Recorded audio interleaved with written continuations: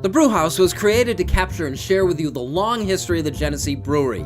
But the brewery itself isn't half as interesting as the beer and the people who make it. Visit GeneseeBrewHouse.com.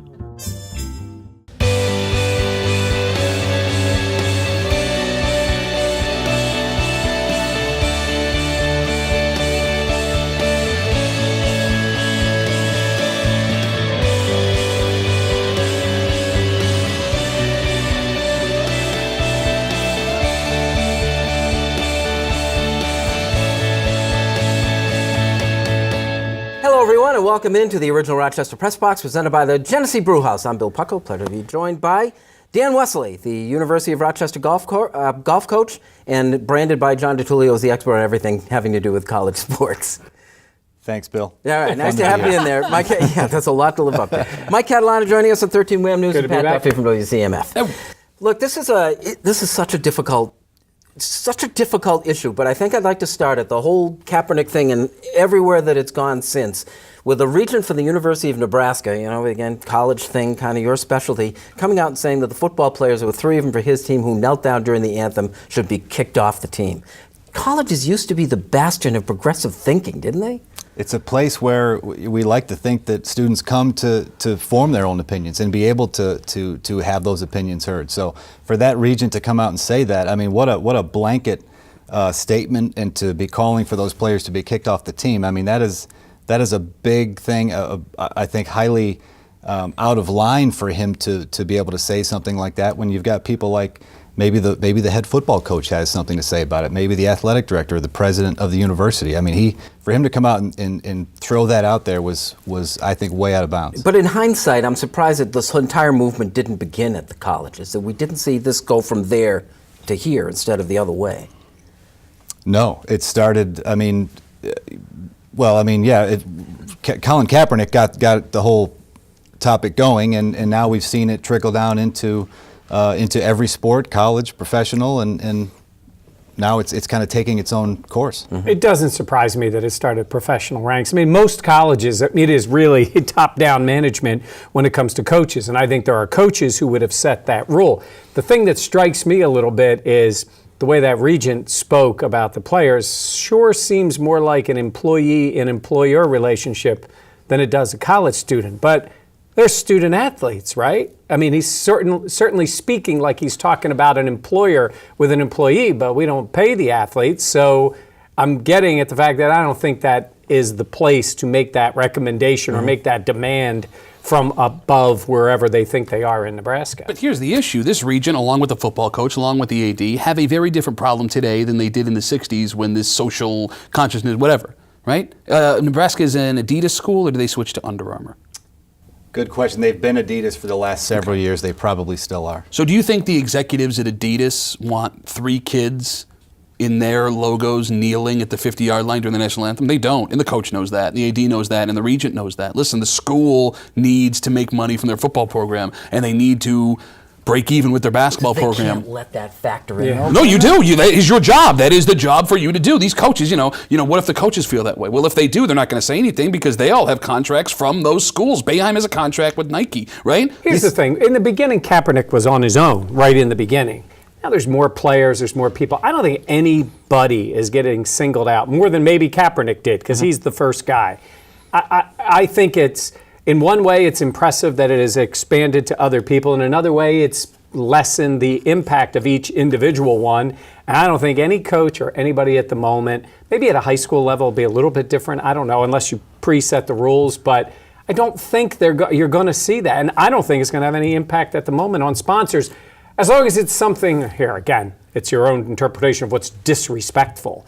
But it's really difficult to see a guy kneeling or taking a knee and be that blatant in terms of how you're disrespecting somebody. We're going to find this whole thing doubled down on because the NBA season's about to begin, and they're going to raise the stakes right across the board, don't you think? True. Yeah, absolutely. I mean, listen, the NBA has already, and Adam Silver made a terrible mistake, the commissioner of the NBA last season, when he quoted, encourage people to come out and speak against things they don't find just. Well, here it comes, bro. And you have a lot of angry, middle-American, middle-aged white guys who do not want to see these players taking a seat for the national anthem or wearing T-shirts with slogans on them, and it's going to happen. And how do you explain that in Indiana? How do you justify that in Minnesota? How do you? I mean, what are you going to do with the player that's going to sit down the anthem because he's a fundamentalist Christian and honestly believes some of the things that don't just fall as a shield for bigotry? It's an impossible issue to grab, I think. The coaches are in a very difficult spot at every level because they have got to be on the side. If a coach takes a hard line one way or the other, you've got chaos in that locker room. So the coaches are gonna have to be on the player side. What Adam Silver did, that's a big move, because if he's basically saying anything goes, anything's going to go, and it's going to be a very, very interesting start to the NBA season. Sociologically, I just think it's fascinating what's happening, and it's just going to get bigger. This is the original Rochester Press Box presented by the Genesee Brew House. We're going to talk about the Buffalo Bills next.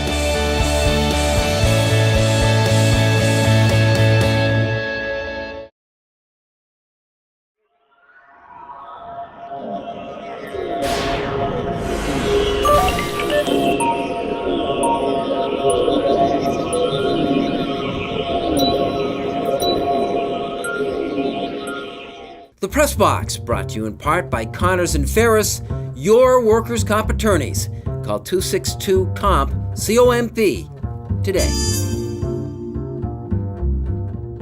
The Buffalo Bills Quote of the Week was brought to you by the Rochester Geico Office. Give the Rochester Geico team a chance to see how much you could save on all your insurance needs. Call or stop by the office on West Henrietta Road, open Monday through Saturday.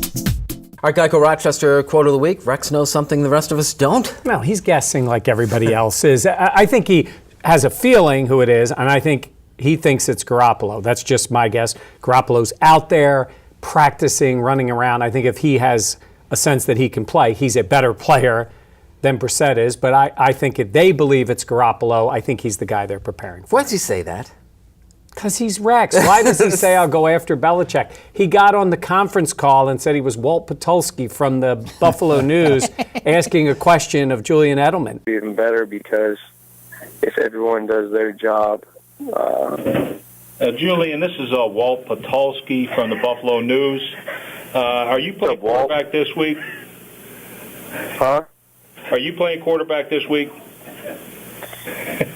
Well, I'm going to do whatever the coaches ask me to do. So, if they ask me to go out and give a glass of water to someone on the sideline, I'm going to do that with a smile on my face if it helps our team win. So, you can ask Coach that one. That's Rex. I was on the conference call with Belichick, and he gave name, rank, and serial number. Wouldn't answer anything. Wouldn't even remotely go towards any answer about the suspensions. Nothing.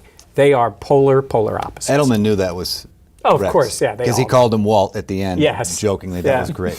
Classic. This portion of the original Rochester Press Box, we're going to pick some football games, is brought to you by Connors and Ferris. All right, take a stab at it. The Bills are at New England and a 4.5-point underdog. All right. I got really angry here last week, and I yelled and I shouted, and the Bills won because I picked the Bills to do it. Nostra Duffy, if you will. And I'm going to ride that hot streak all the way into the New England game. What's the line at? 4.5? Yeah, I think Buffalo, I think they get them straight up. I mean, if it's going to happen, it has to happen on Sunday, right? Right? I mean, you've played this team well. They always play them tighter in New England than they do in Buffalo. I think that it's a bonus for Garoppolo to play for the Bills instead of Brissett. Brissett can do things Garoppolo can't. You haven't seen hardly any Jacoby Brissett. You have tape on Garoppolo. You've beaten Garoppolo as a Bills team recently. Yeah, Bills cover and win. What do you got? I like New England. I mean, we can talk about quarterbacks all afternoon, but New England's defense is pretty darn good, and I think they're gonna have something more than adequate to hold Tyrod Taylor and the Bills' offense to under 20 points. And I see Garoppolo playing, and I see New England scoring in the high 20s. I'd say New England 28-20. All right, Nostra Catalana. No, not at all. Not this year. It hasn't been. But I would say that.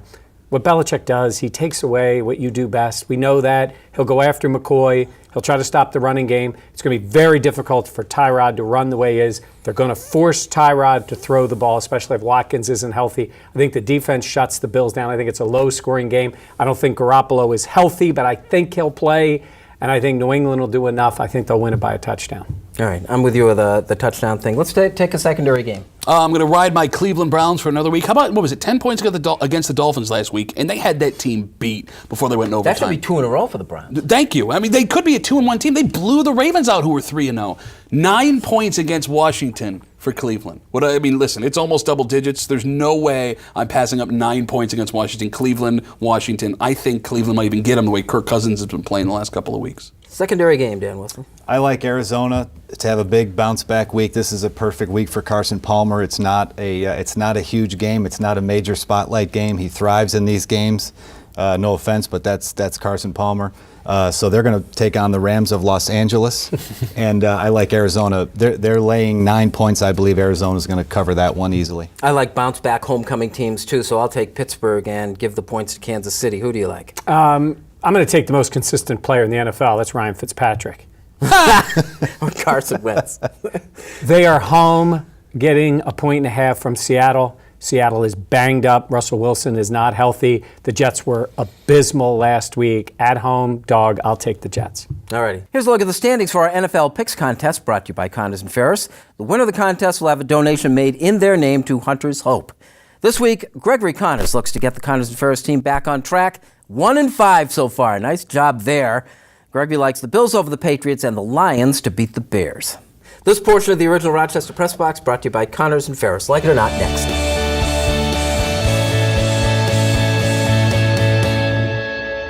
The Press Box Trivia Question brought to you by Sleep City. Queen adjustable bed with memory foam mattress, now $977. Save over $500. Shop Rochester's only locally owned mattress store. No pressure, no hassle sales experience.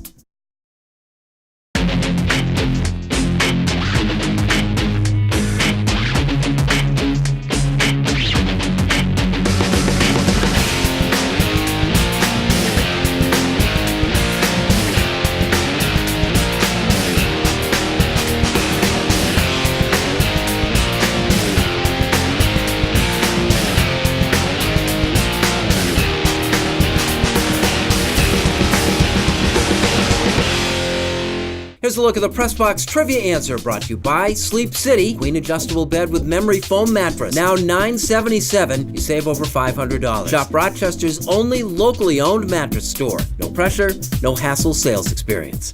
See New York in a whole new way. Amtrak is offering a 15% discount for all travel inside New York State and to Montreal. Visit Amtrak.com for the See New York discount. Safe, comfortable, affordable, and easy. Amtrak. Enjoy the journey.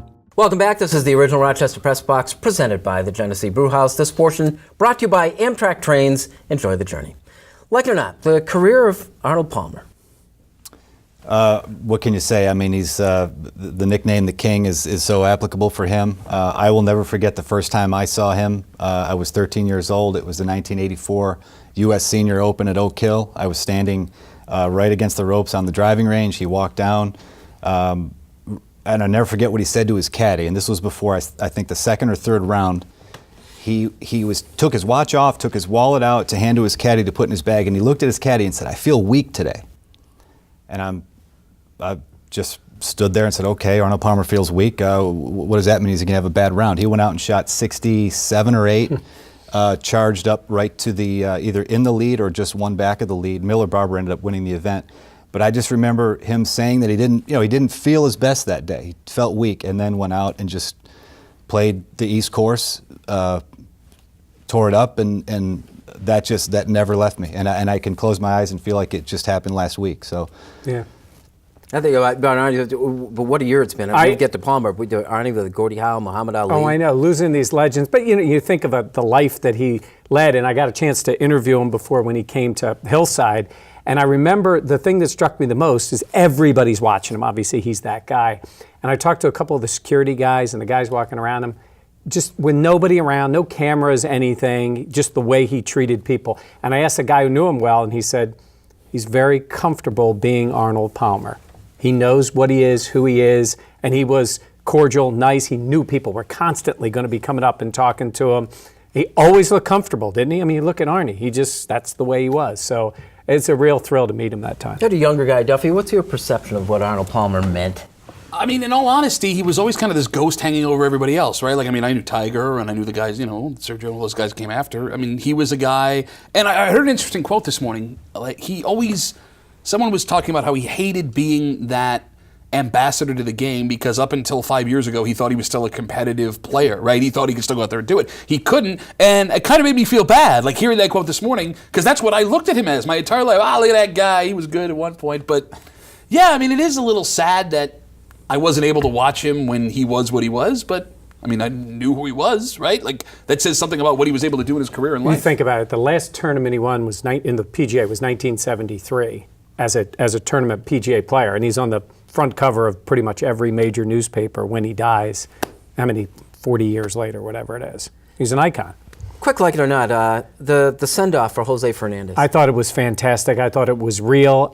We all got to learn a little more about what this guy meant, not just to the players on his team, but to a lot of players. People got to read his story.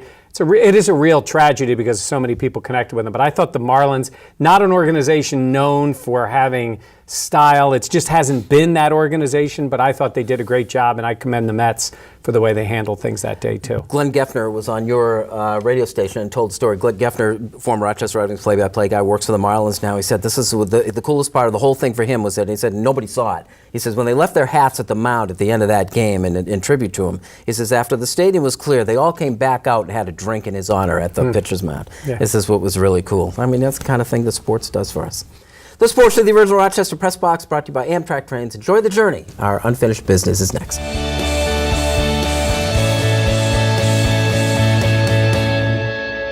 The Press Box Stat of the Week brought to you by Fiondoc and Fiondoc. Remember, if you've made the wrong choice, it's time to make the right choice. Fiondoc and Fiondoc, New York's DWI leader for over 35 years.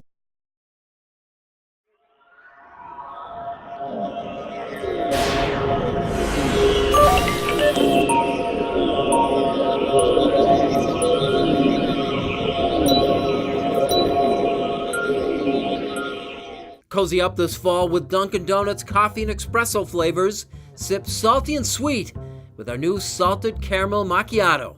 Or drink in the season with the classic taste of pumpkin. America runs on Dunkin'. Welcome back to the original Rochester Press Box presented by the Genesee Brew House. Unfinished business brought to you by Dunkin' Donuts. America runs on Dunkin'. Pat. We were just talking about what happened with Jose Fernandez and a little bit of sunshine coming out of something that was so terrible. I can remember being a kid and watching sports and thinking that every team that played together, they were all best friends. When the game was over, they probably all went back to somebody's house and hung out and played video games, and then they went back to their houses until the next day when they hung out and were best friends again, right? And then we grow up and we get these jobs that we have, and you're around these teams and you realize that is not the case at all, that there are egos and there are things that guys want to do, and there are no other people in the way, and that's just kind of how it is. And it killed the inner child sports fan in me. And then I watched what happened the other night with that Marlins game when D. Gordon hits that home run. First at bat since Jose Fernandez passes away. And as he's rounding the bases, he just wells up and loses it and gets pretty much carried off the field by his teammates into a dugout of people that are all embracing him. And for the first time since I was like 15 years old, I felt that love of sports again, right? Like that's what I thought sports was supposed to be. All those guys that cared about each other and were best friends. And I know it's awful that it takes a tragedy like that to make me feel that way again. But I fell in love with sports the same way I did when I was 10 years old all over again the other night. And it made me realize that that was the most important thing to me when I was young. And it's something that I'm going to share with my daughters as we're watching hockey, both the Sabres and the RIT women's team, and hopefully something they carry forward as they get older. Yeah, it's like real life squared. It really is the beauty in sports. Yeah. Yeah, Dan. Well, it's Ryder Cup week. And Davis Love has a chance to make up for a very, very difficult result from 2012 at Medina. He has chosen Ryan Moore as his final captain's pick ahead of what many people thought would be Bubba Watson. I personally love the pick, but what it comes down to this week is the team that plays better, the team that hits more good shots is going to win. The Ryder Cup has obviously gone Europe's way 8 of the last 10 years, or 8 of the last 10 events. I just feel like this is the time for the U.S. team to finally get it done. They're in Minnesota. It's going to be chilly. It's going to be more European-style weather than American-style weather. But I feel like this is the year the U.S. team simply just puts their best foot forward, makes the putts when they have to make them, and finally brings that little 4-pound trophy back where it should be.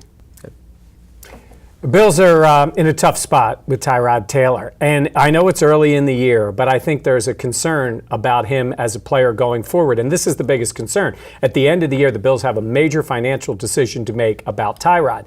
And I keep thinking to myself, well, what if he plays just like he's played so far, maybe slightly better? It's still a major financial decision. And some things have come out a little bit, like the Baltimore Ravens saying, we tried to make him a passer.